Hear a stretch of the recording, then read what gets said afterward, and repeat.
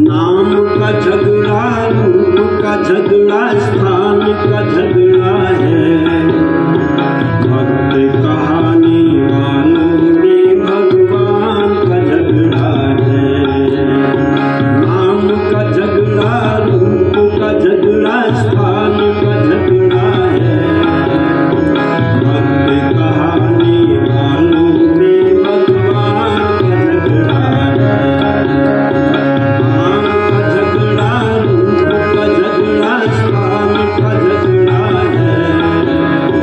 भक्त कहानी वालों में भगवान का झगड़ा है।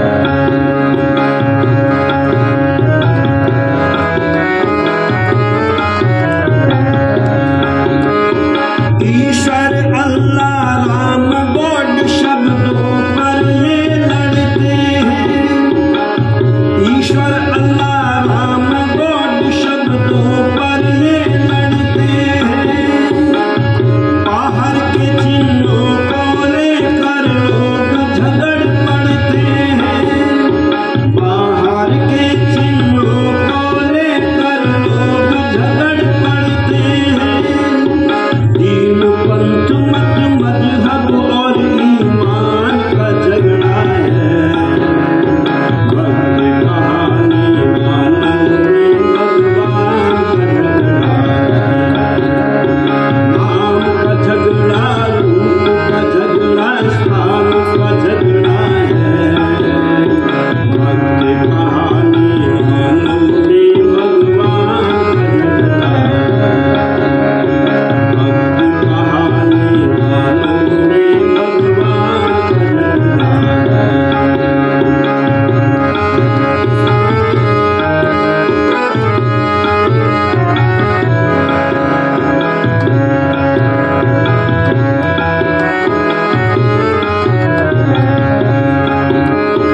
ईश्वर का बेटा भेजिया पैगंबर भिजवाए।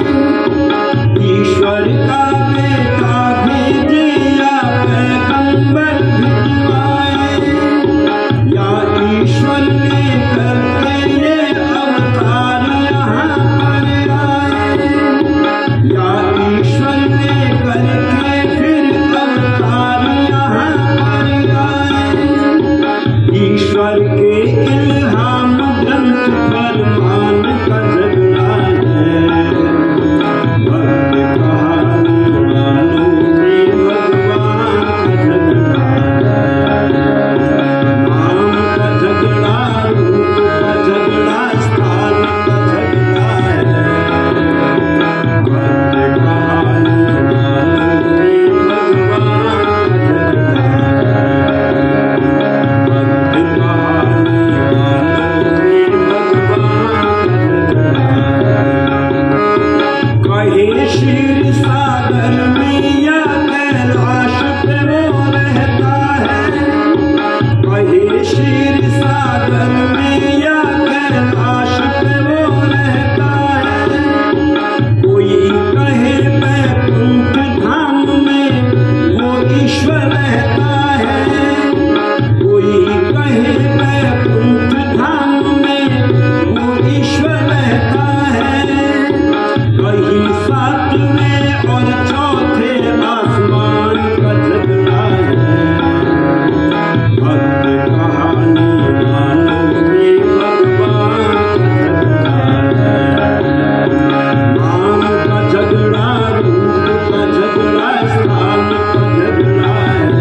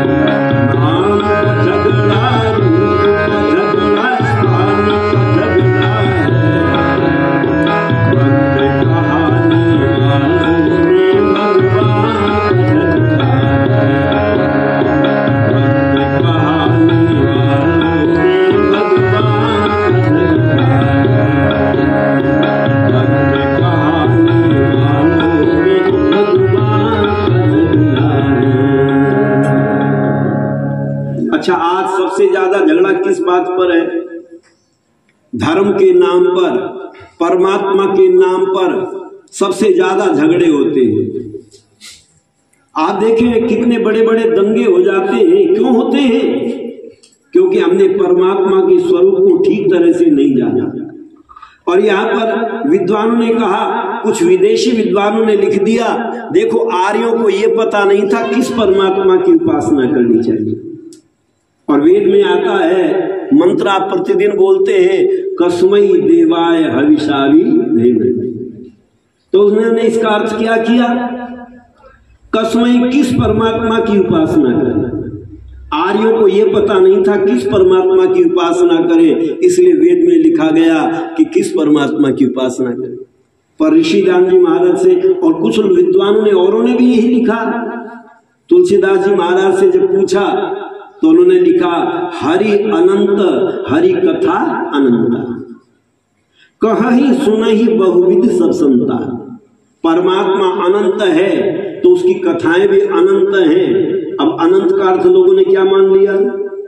परमात्मा बहुत हैं, अनेक हैं, तो उनकी कथाएं भी अनेक हैं। पर ऋषि दान जी महाराज कहते नहीं, परमात्मा तो एक ही है। और जिन्होंने इस चौपाई का अर्थ ठीक तरह से नहीं समझा, उन्होंने गीत बना दिया, ना जाने किस वेश में बाबा मिल जाए भगवान। उस सबको भगवान मानने लगे। घर में सांप निकल आया, भगवान निकल आया। बंदर आ गया, आज भगवान जी आ गए। सबको भगवान मानना शुरू कर दिया। और उसका दुष्परिणाम ये हुआ, हम परमात्मा के नाम पर लड़ने शुरू हो गए। पर आइए, वेद हमको इन सब प्रश्नों का उत्तर देता है, सबका समाधान देता है। और ऋषि दान जी महाराज ने जिस समय वेदों का पठन पाठन करके और प्रचार करने के लिए निकले, उनके सामने भी अनेक प्रश्न पैदा हुए। लोगों ने प्रश्न पूछे, महाराज बताओ किस परमात्मा की उपासना करें। तो ऋषि दान जी महाराज क का अर्थ लगाते प्रजापति। अब पति आप किसको समझते हैं? सोच लेते जिसके साथ फेरे फिरते वही पति है। नहीं, पति कहते रक्षा करने वाले को। इसलिए परमात्मा का भी एक नाम क्या आता है? प्रजापति। प्रजापति नत्वदेतानन्यो विश्वा जातानि परितावभू। आप पाठ करते हैं। वह परमात्मा कैसा है? इस सारी प्रजा का पति है, रक्षा करने वाला है। इसलिए पति का अर्थ क्या है? रक्षा करने वाला। और पति एक नहीं होते, पति अनेक होते हैं। हम समझते जिसके साथ फेरे फिरते हैं वह वही पति है और कोई पति नहीं है। एक सभा का पति बनाया जाता, उसको क्या कहते हैं? सभापति। एक राष्ट्र का भी पति बनाया जाता है, जिसको राष्ट्रपति कहते हैं। एक धन का भी पति होता है, जिसको धनपति कहते हैं। एक फैक्ट्री का पति होता है, उद्योग का पति होता है, उसको उद्योगपति कहते हैं। एक सेना का पति होता है, जिसको सेनापति कहते हैं। पता चला पति एक नहीं होते, पति शब्द सबके साथ में जोड़ा जा सकता है। इसलिए हम परमात्मा को क्या कहते हैं? प्रजापति। तो क का अर्थ ऋषि दानंद करते प्रजापति। कहते उस प्रजापति परमात्मा की उपासना करें, जिसने सारे संसार को बनाया है। और आप प्रतिदिन मंत्र का पाठ करते हैं, हिरण्यगर्भ संवर्तताग्रे भूतस्य जातः पतिरेकासी सदाधार पृथ्वी द्यामुते माम कस्मै देवाय हविषावि।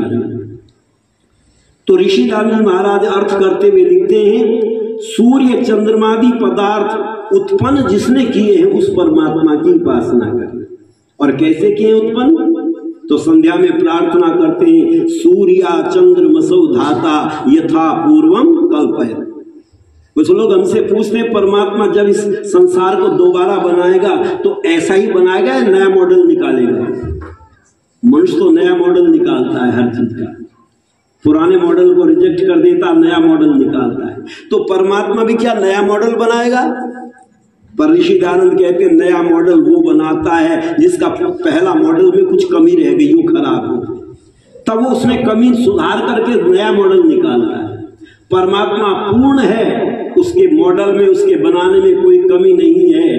अच्छा, आप देखो सतयुग में भी मनुष्य की आकृति ऐसी थी या बदली हुई थी? त्रेता में भी ऐसी थी, द्वापर में भी ऐसी, और अब कलयुग में भी दो ही आंखें हैं। ये नहीं ट्रैफिक बढ़ गया हो तो चाल लगा दे परमात्मा, नया मॉडल निकाले, नहीं, उसके मॉडल में कमी नहीं है, इसलिए परमात्मा यथा पूर्वम कल्प है।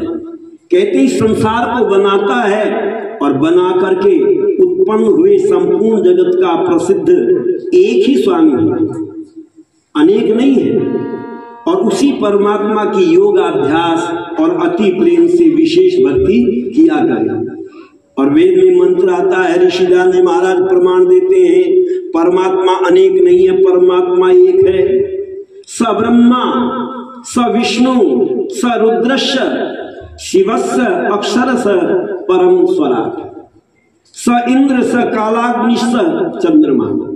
कहते वे परमात्मा, उसी को हम ब्रह्मा कहते हैं, उसी को विष्णु कहते हैं और उसी परमात्मा को रुद्र कहते हैं। पर हमने इनको अलग अलग मान लिया। ब्रह्मा नाम का परमात्मा अलग है, उसने संसार बना दिया, उसका काम खत्म, अब उसकी जरूरत नहीं है। अच्छा, ब्रह्मा के मंदिर देखे आपने कहीं? भारत में भी केवल एक मंदिर है ब्रह्मा का, पुष्कर में, बाकी कहीं ब्रह्मा का मंदिर नहीं मिलता, क्योंकि सोच लेते हैं लोग उसका काम तो खत्म हो गया, अब उसकी जरूरत ही नहीं, बना दिया उसने संसार। किसके मंदिर ज्यादा है? विष्णु के, जो खाने पीने को देता है, कुछ पालन करता है। विष्णु के मंदिर जगह जगह पर मिल जाते हैं। और सबसे ज्यादा मंदिर किसके हैं? शिव के, क्योंकि डर लगता है शिव से। तीसरा नेत्र खुलते ही भस्म कर देगा, इसलिए सोते रहने तो इसको जगाओ मत, तीसरा नेत्र खुल गया तो भस्म कर देगा। ऋषि दयानंद कहते हैं तीसरे नेत्र को तो खोलना चाहिए, भस्म तो करता है तीसरा नेत्र, पर किस चीज को भस्म करता है? अविद्या को, अज्ञान को भस्म करता है। जिसका ज्ञान का तीसरा नेत्र खुल जाता है, उसकी अविद्या अंधकार भस्म हो जाते हैं। पर लोगों ने उल्टा समझ लिया। प्रत्येक व्यक्ति को तीसरा नेत्र खोलने का प्रयत्न करना चाहिए। और कैसे खोले? आंख बंद करके जब बैठते हैं तो ये बाहर की आंखें बंद हो जाती हैं और तीसरा नेत्र खुलना शुरू हो जाता है, हमको ज्ञान की प्राप्ति होनी शुरू हो जाती है। इसलिए पुराने लोग कहा करते थे, आंख कान मुख मूंद कर नाम निरंजन ले, और अंदर के पट तब खुले जब बाहर के पट ले। हम बाहर के नेत्रों को बंद करके तीसरे नेत्र को खोलने का प्रयत्न करते थे। तो कहते उस परमात्मा की उपासना करें। और विद्वान ने कहा, प्रभु के नाम इतने हैं गिनाए जा नहीं सकते, बतलाना भी चाहे तो बताए जा नहीं सकते। परमात्मा की नाम अनंत है। और तुलसीदास ने लिखा, हरि अनंत हरि कथा अनंत। तो ऋषि दयानंद कहते हैं परमात्मा अनंत है। लोगों ने आकृति में अनंत मान लिया था, लेकिन ऋषि कहते नहीं, परमात्मा के गुण कर्म स्वभाव अनंत है तो उसके नाम भी अनंत है, और नाम अनंत है तो उसकी कथाएं भी अनंत है। पर वह परमात्मा तो एक ही है। एक व्यक्ति ने मुझसे तर्क किया, जब एक परमात्मा है तो एक नाम होना चाहिए। मैंने कहा ये जरूरी नहीं होता, एक है तो एक ही नाम होगा, नाम अनेक होते हैं। अब पहले मुझे, जब मैं छोटा था तब लोग मुझे बच्चा कहते थे, फिर मुझे जवान कहने लगे, और अब बाल सफेद होने लगेंगे तो बूढ़ा कहने लगेंगे। अच्छा, मैं तीन हूं या एक हूं? मैं हूं तो एक ही, पर अवस्था के आधार पर मेरे नाम बदलते चले गए। ऐसे ही परमात्मा के भी नाम बदल जाते हैं। जब वह संसार को बनाता है तो ब्रह्मा कहलाता है, इसका पालन करता है तो विष्णु कहलाता है, और जब इसको नष्ट करता है, ये काम करने लायक नहीं रहता है, तो वही रुद्र कहलाता है, शिव कहलाता है। इसलिए ऋषि दयानंद जी महाराज से जब पूछा, महाराज आप बताओ परमात्मा कैसा है, किस परमात्मा की उपासना करें? तो ऋषि दयानंद जी महाराज एक वेद का मंत्र देते हैं। देखो, वेद की बात यदि संसार के लोग मान लेते तो आज ये मंदिर मस्जिद गुरुद्वारे चर्च इनके नाम पर झगड़े न होते, पर हमने वेद की बात नहीं मानी। ऋषि दयानंद कहते हैं, न द्वितीयो न तृतीय चतुर्थो नाप्युच्यते, न पंचमो न षष्ठ सप्तमो नाप्युच्यते, नाष्टमो न नवमो दशमो नाप्युच्यते। 1 से 2 से लेकर के 10 तक गिनती वेद के अंदर परमात्मा 2 नहीं है, 3 नहीं है, 4 नहीं है, 5 नहीं है, 6 नहीं है, 7 नहीं है, 8 नहीं है, 9 नहीं है, 10 नहीं है। तो पूछा कितने हैं परमात्मा? तो कहा स एष एक, वह परमात्मा एक ही है। और मानते तो आप भी हैं। आरती में क्या कहते हैं? मंदिर में आरती बोलते हैं तो कहते तुम हो एक अगोचर सबके प्राण, तुम एक हो। पर मंदिर में एक भगवान को मानते हैं या अनेक को मानते हैं? अनेक मूर्ति रखी हुई है, हमने एक नहीं माना। कहा कि उसी परमात्मा की उपासना करो।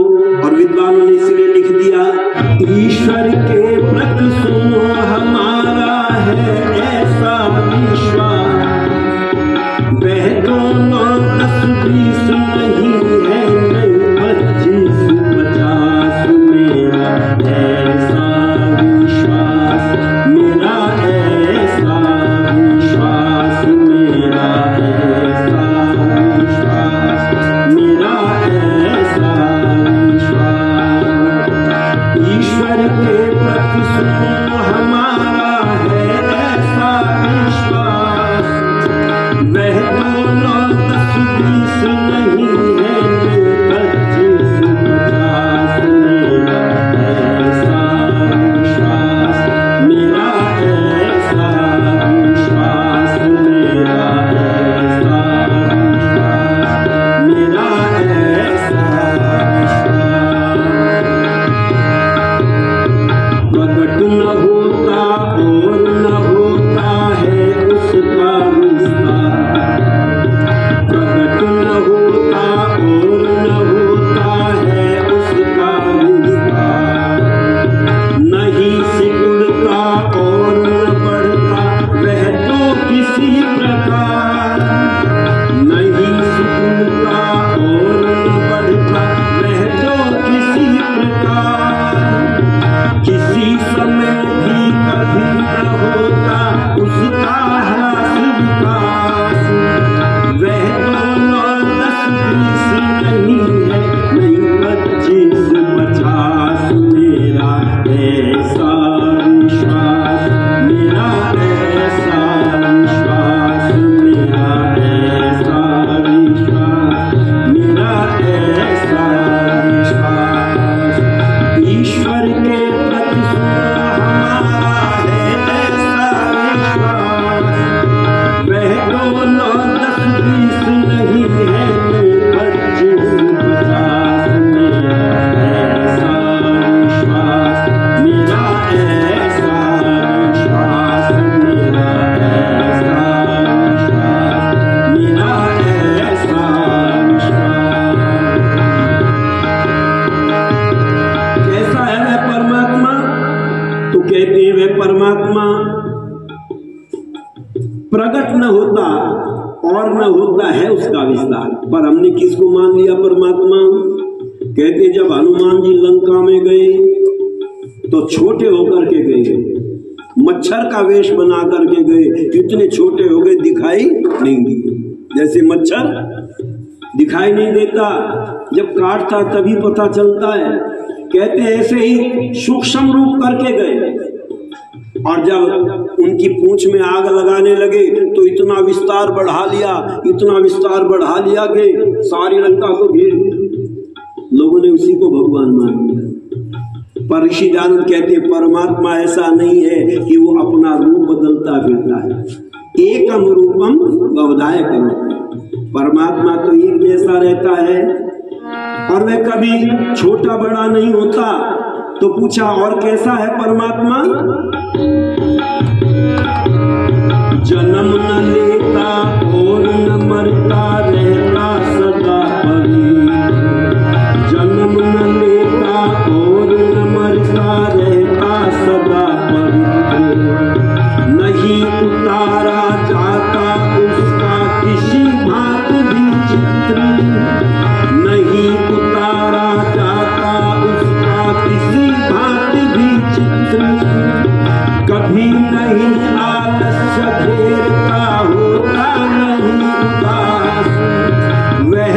9 10 20 नहीं है, नहीं 25 50, मेरा ऐसा विश्वास, मेरा ऐसा विश्वास, मेरा ऐसा विश्वास, मेरा ऐसा विश्वास। ईश्वर के प्रति सुनो हमारा है ऐसा विश्वास। वह तो 9 10 20 नहीं है, नहीं 25 50, मेरा ऐसा विश्वास, मेरा ऐसा विश्वास, मेरा ऐसा विश्वास, मेरा ऐसा विश्वास। परमात्मा कैसा, वो कभी जन्म नहीं लेता, पर कुछ लोग कहते नहीं जन्म लेता है। कब लेता है? तो कहा जब जब धरती पर पाप बढ़ जाते हैं तब तब परमात्मा पापियों को मारने के लिए जन्म लेता है। अच्छा, ये माइक जो है ना, इसको बनाने में मेहनत पड़ेगी या इसको तोड़ने में मेहनत पड़ेगी? जी, तोड़ने में मेहनत पड़ेगी या बनाने में? बनाने में मेहनत पड़ेगी। जब मैंने गाना शुरू किया तो पहले इतने छोटे माइक नहीं थे, इतने बड़े माइक थे, आदमी का चेहरा घेर लेते थे, बड़े बड़े माइक। और अब ऐसे छोटे माइक आगे दिखाई भी नहीं देते। अच्छा, मोबाइल के अंदर कितना छोटा माइक है, खुलवा करके देखो कारीगर से, पता ही नहीं चलेगा इसमें माइक है या नहीं है। कितना छोटा सा माइक है और तुम्हारी सारी आवाज को पकड़ता है।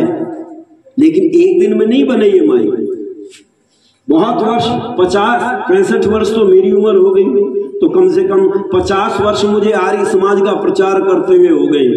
50 वर्षों में इतना विकास किया, छोटे से छोटा माइक तैयार कर दिया मनुष्य ने।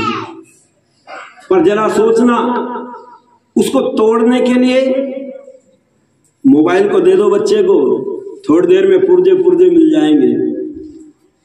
इस माइक को दे दो बच्चे को, थोड़ी देर में पुर्जे पुर्जे मिल जाएंगे। पता चला बनाना काम बड़ा कठिन है, न जाने कितने वर्षों के बाद में ये माइक तैयार हुआ, और तोड़ने के लिए छोटा सा बच्चा तोड़ सकता है। तो परमात्मा ने संसार बना तो दिया बिना हाथों पैरों के, जन्म लेने की जरूरत नहीं पड़ी। और उसको तोड़ने के लिए क्या परमात्मा जन्म लेगा? और याद रखना, यदि परमात्मा जन्म लेकर के आए तोड़ने के लिए, तो आप तोड़ने नहीं दोगे। अच्छा, जब मनुष्य के प्राण निकलते हैं तब कोई 4 हाथ पैर वाला भगवान आता है प्राण निकालने के लिए, कभी देखा हो किसी ने?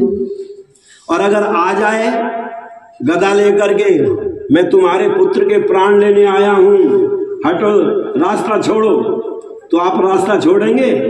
उसको ये कमरे में बंद कर देंगे, यहां बंद हो जाए, हम नहीं प्राण निकालने देंगे। पर कोई शक्ति ऐसी है, हम सारे परिवार के लोग चारों तरफ बैठे रहते हैं और वो शक्ति प्राणों को निकाल करके ले जाती है, हमें पता भी नहीं चलता प्राण कब निकलते हैं। इससे सिद्ध होता है परमात्मा इस संसार को नष्ट करने के लिए कोई जन्म लेने की आवश्यकता नहीं पड़ती, वह अजन्मा है। उसका जब जन्म नहीं लेता तो चित्र भी नहीं बनाया जा सकता। चित्र किसका बनाया जाता है? जो स्थूल चीज होती है। योगी राजकृष्ण अर्जुन को समझाते हैं, अर्जुन इस शरीर को देखो, ये जो तुम्हें आंखों से दिखाई देता है ये प्रकृति से बना हुआ शरीर है, और इसको चलाने वाली एक चेतन शक्ति है जिसको हम जीवात्मा कहते हैं, और इन दोनों को मिलाने वाली जो तीसरी शक्ति है उसको परमात्मा कहते हैं। तो आप जो चित्र बनाते हो, इस शरीर का बनाते हो या आत्मा का बनाते हो? शरीर का चित्र बनाते हो। आत्मा का चित्र आज तक किसी ने नहीं बनाया। बड़े बड़े वैज्ञानिक आए, पर भारत के अंदर तो ऐसे ऐसे वैज्ञानिक बड़े हुए हैं कि पैदा होने से ही पहले चित्र बना देते हैं। एक फोटोग्राफर के पास में एक व्यक्ति गया, कहा जी मेरे बेटे का चित्र बना दो। कहा कहाँ है तुम्हारा बेटा? कि अभी तो पैदा ही नहीं हुआ। तो कहने लगे पागल हो गए हो, बेटा पैदा नहीं हुआ और चित्र पहले ही बनवाना चाहते हो? कैसे बना देंगे? बेटे को सामने लाओ, तब उसका हम फोटो खींचेंगे, तब उसका चित्र बनाएंगे। पर भारत में ऐसे ऐसे वैज्ञानिक पड़े हुए हैं, कल की अवतार अभी पैदा नहीं हुआ। कलयुग में कौन सा अवतार आएगा? कल की अवतार, और उसके फोटो पहले ही बन करके खड़े हो गए, लोगों ने लगा दी मूर्ति कि ये है कल की अवतार। अच्छा बताओ, है नहीं कमाल के वैज्ञानिक, पैदा होने से पहले ही फोटो तैयार कर देते हैं। पर ऋषियों ने कहा कि देखो, स्थूल चीज का चित्र खींचा जा सकता है, चित्र बनाया जा सकता है, पर परमात्मा कितना सूक्ष्म है। आज तक किसी ने आत्मा का चित्र नहीं बनाया, और आत्मा से भी अति सूक्ष्म परमात्मा है, उसका चित्र तुम कैसे बना सकते हो। तो इसलिए विद्वानों ने कहा, वह जन्म नहीं लेता, मरता नहीं है, तो उसका चित्र भी नहीं बनाया जा सकता।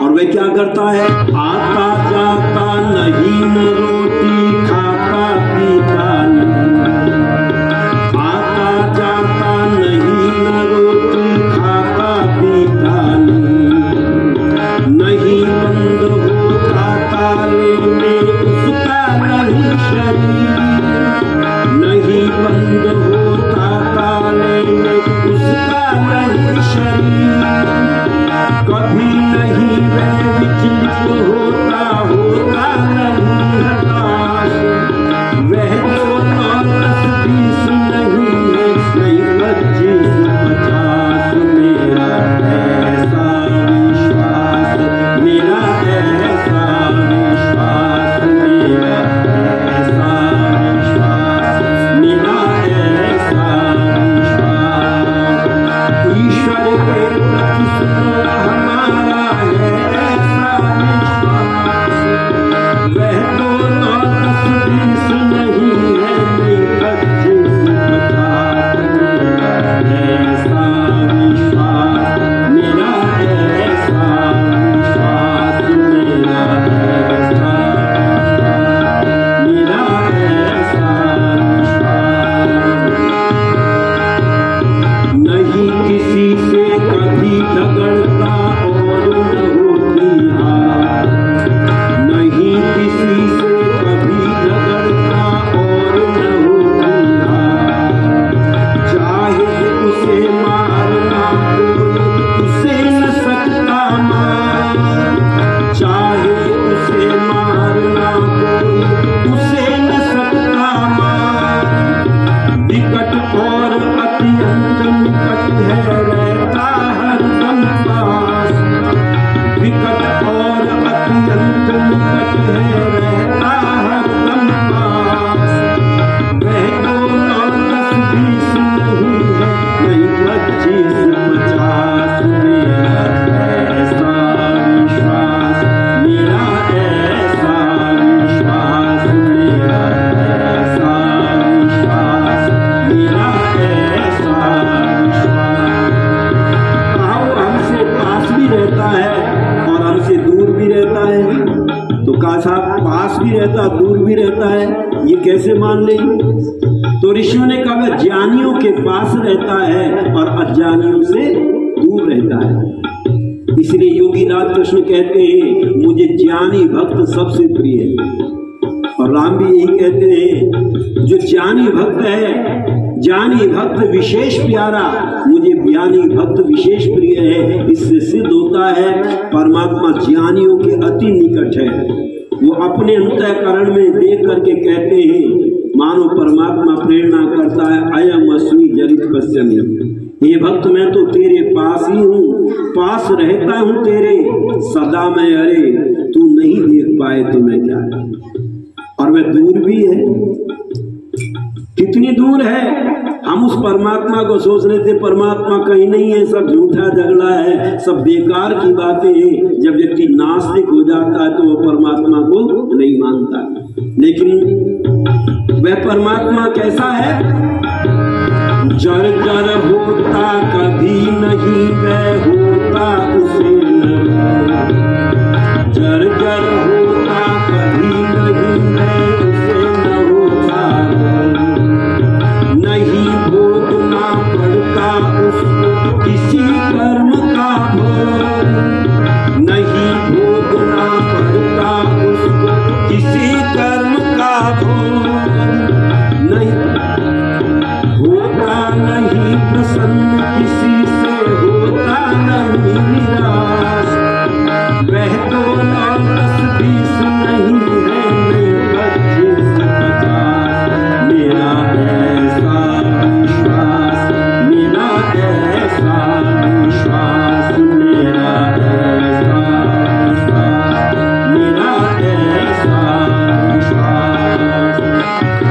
के प्रति सुनो हमारा है ऐसा विश्वास, वह 2 9 10 20 नहीं है, नहीं 25 50, मेरा ऐसा विश्वास, मेरा ऐसा विश्वास, मेरा ऐसा, मेरा ऐसा विश्वास। कभी न होती भूल भयंकर करता नहीं सुधार, कभी न होती भूल भयंकर करता नहीं सुधार, नहीं बदलने पाते उसके कुछ भी मिश्र विचार, नहीं बदलने पाते उसके कुछ भी मिश्र विचार, कभी नहीं थकने पाता लेता न कभी अवकाश, कभी न थकने पाता लेता न कभी अवकाश, वह 2 9 10 20 नहीं है, नहीं 25 50, मेरा ऐसा विश्वास, मेरा ऐसा विश्वास, मेरा ऐसा विश्वास, मेरा ऐसा विश्वास। ईश्वर के प्रति सुनो हमारा है ऐसा विश्वास, वह 2 9 10 20 नहीं है, नहीं 25 50, मेरा ऐसा विश्वास, मेरा ऐसा विश्वास, मेरा ऐसा विश्वास, मेरा ऐसा विश्वास। इसलिए ऋषिदास जी महाराज कहते हैं वह परमात्मा एक है, उसी एक ईश्वर को मान करके उसी की उपासना करके हम अपने जीवन में सुखों को प्राप्त कर सकते हैं। तो मैंने आपके कुछ प्रश्नों का समाधान करने का प्रयत्न किया वेद के आधार पर। यदि हम वेद की बातों को मान लें तो आज संसार में जितने झगड़े धर्म के नाम पर परमात्मा के नाम पर हो रहे हैं, इन झगड़ों का समाधान वेद के अंदर है। क्योंकि संसार में जितनी बीमारी है उन बीमारियों का इलाज अगर आप देखना चाहते हैं तो वेद के अंदर मिलेगा।